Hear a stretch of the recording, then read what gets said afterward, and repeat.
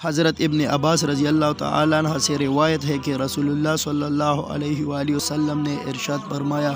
جو شخص استغفار کو اپنے اوپر لازم کر لے تو اللہ اس کے لیے ہر تنگی سے نکلنے کا راستہ نکال دیتا ہے اور ہر غم و پریشانی سے اسے نجات دیتا ہے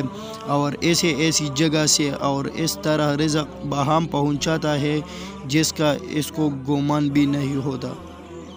آپ صلی اللہ علیہ وآلہ وسلم نے فرمایا، جو شخص ایک کلمہ کہے تو اللہ تعالیٰ اسے بخش دیتے ہیں۔ استغفر اللہ الذی لا الہ الا هو الحی القیوم واتوب الیہ۔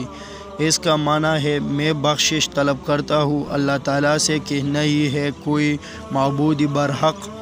مگر وہی جو زندہ اور قائم رکھنے والا ہے اور میں اس کی طرف توبہ کرتا ہوں۔ نبی کریم صلی اللہ علیہ وآلہ وسلم نے فرمایا، موت کی آرزو مت کرو، اگر تم نیک ہو تو شاید زیادہ نیکی کر سکو اور اگر بدکار ہو تو توبہ کر کے اللہ کو راضی کر سکو۔